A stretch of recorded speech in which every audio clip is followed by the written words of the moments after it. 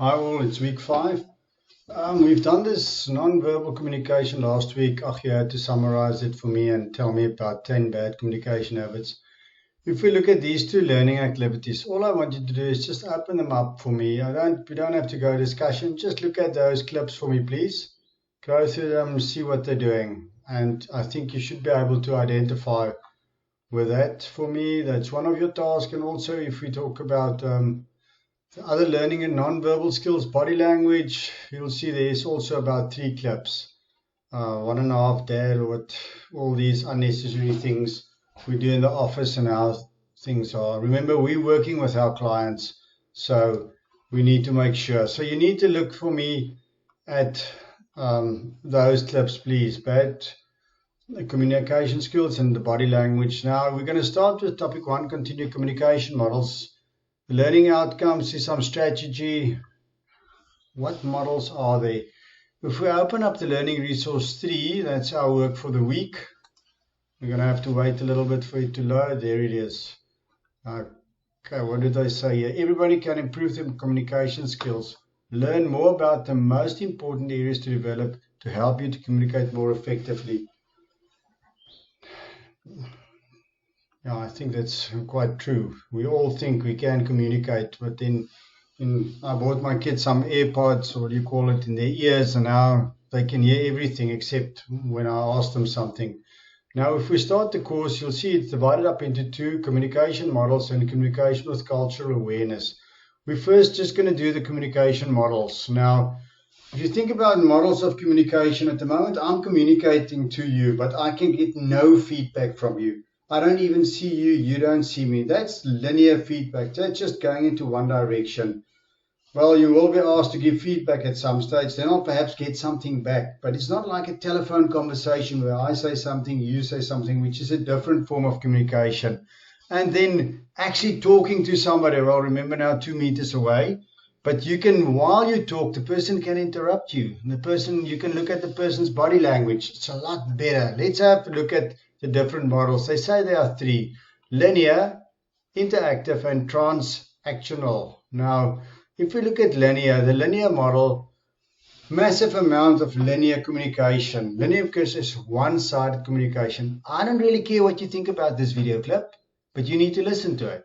There's really just one side to it. It's, for me, sometimes more just instruction and not really communication. I'm just informing you, I'm instructing you, I'm not really communication.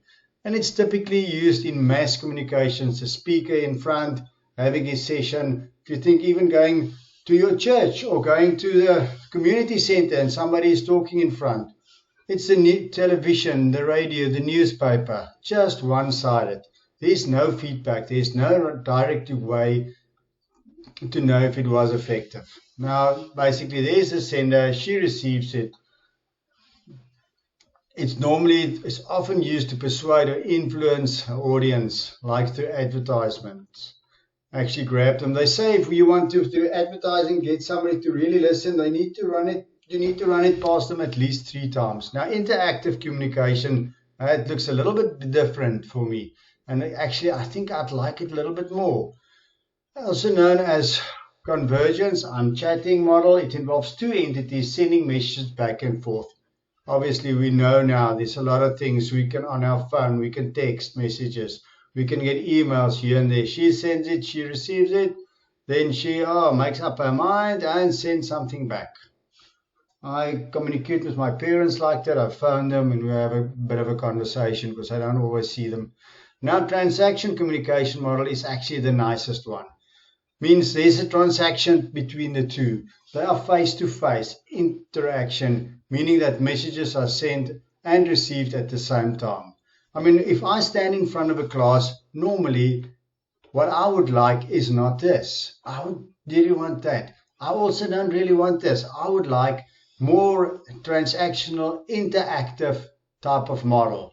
So, yes, I'd like that. Give me time to finish. But sometimes, put up your hand when something comes in. And there's basically, we can chat and we can decide what's going on here. Bug me. Sent and received at the same time. Non-verbal communication plays a bigger role.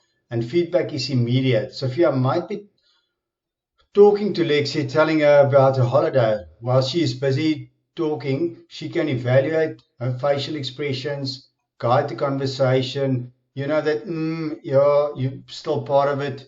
May even interrupt. This form of communication thus allows for no discrimination between the sender and receiver. Normally, when one's good friends, this starts to happen. I want to say with my boss at ETI, I normally listen. She says something, and then I'll give feedback and talk back. Effective listening can be defined as the process of analyzing sounds, organizing them in. Oh no, come on, where are we now? We are communication, and now we're starting with listening. Effective listening. It's one thing to talk, but I think we spend more time listening to other people than actually talking. I once had a girlfriend that I know, she couldn't stop talking. But normally, one needs to listen, analyze, organize them in a certain pattern. You need to interpret it, you need to understand it, and you need to have an opinion about it. It is important that we distinguish between listening and hearing. Okay, now, am I listening or am I just hearing? Hearing refers to the physiological process that includes the sound wave stimulated the eardrum and transfer of these messages to the brain. So I may be able to say with hearing, my brain may be able to cut out something that's a noise that I don't want to know. My first house was next to a railway line, and the train came by every night at 3 o'clock. And the first couple of nights, it woke me. And later on, I didn't even know the train coming past. And then every now and then there will be some strike or something, and the train will not come past, and I'll wake up and I'll be waiting for this train. So let's see what they say about listening. Definition. Effective listening can be defined as a process of analyzing sound. So you need to decide, is it important or not? Organizing them into a recognizing pattern. Yeah, I know where that comes from. Interpret it, the pattern, and understand the message and the meaning. Now, here's actually a very little important aspect. It is important that we distinguish between listening and hearing. Hearing refers to physiological process. Sound waves coming to our eardrums, and it's basically transformed our brain to something that we make understand. Listening entails understanding or interpreting. So in a class, you shouldn't be hearing, yes, I hear you, is actually, so I'm listening to you based on a specific criteria. Listening can never be excluded from a communication process. We encounter many different difficulties due to a lack of listening skills. We're going to do, if you see the cultural differences, but I mean, I want to say, let's say in English the word bored. I'm bored. This day is too long. I'm bored. I'm having a board meeting. Now, suddenly it's another board, but this is quite an important meeting. Please can you go and buy a chip base, some of those plastic boards for me, please. Now, board means something else. In Afrikaans, my. It's a month. Maar is ook myne, it's mine. So it's just riddled with errors. We encounter many difficulties due to our lack of listening skills. So you can't just hear the word bored or whatever and immediately think this is the meaning of it. You need to be able to analyze it, interpret it. Now the objectives of listening is to learn. Okay, I don't know why they put sometimes I just want to talk nonsense and have fun. And when I listen, I want to laugh. In this, I want to say entity, we need to learn. That's the way we actually absorb knowledge to increase one's understanding. If I listen and I can make a certain understanding, I can advise or counsel people, and it relieve one's boredom. Just think if you had no sound.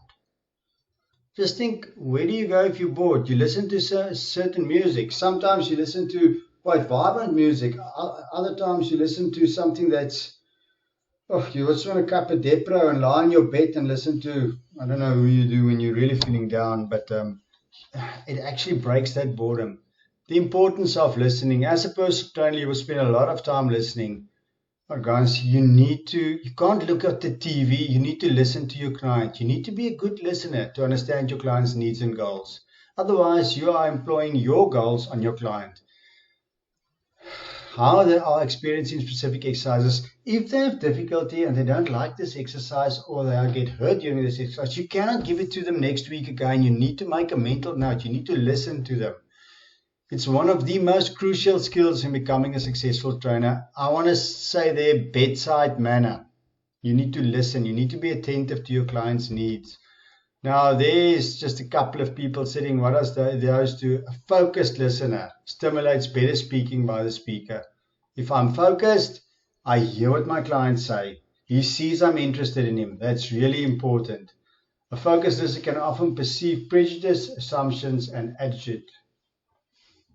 Okay, another aspect we need to know. And then the other one, a focused listener learns more than one who is indifferent. Definitely. If I focus, I absorb. They say around about everything we hear, if we only really retain about 25% of it. So if you don't focus during your listening, you're even going to retain less. A focused listener can restruct unclear information in a way that process is clear. A lot of times when you listen, you can actually restructure that information to your client. And that's actually what I was saying. An effective listening forms a vital part of our communication. Okay, the listening process. It's 5 steps. First one, hearing. The sensory perception of sound. Yes, your eardrums, what is hammer, ambiel, stibial, I don't know Afrikaans, but all those organs in your ear needs to be with attention and concentration. Yeah, it's incredible. I just stepped out for half an hour. Can you see that linear model of communication? Let's go on. So the hearing part, and then it's step 2, filtering the sounds. What is important? Categorize them, which is unwanted. I don't actually want to hear them anymore. So they come into the background and I don't really deem them as important, or I should actually listen because these are important. And then step 3, comprehending. This entails understanding, grasping. Uses knowledge, experience, perception, and cognitive abilities. This can be verbal and non-verbal communication. The third aspect is remembering the message. Please, can you just make sure that you take, let's say, the coffee to your dad. You forget, he gets his coffee cold. It's stored in your memory to future recall. A lot of times exams is like that. You need to remember it. Respond may take place immediately or at a later stage.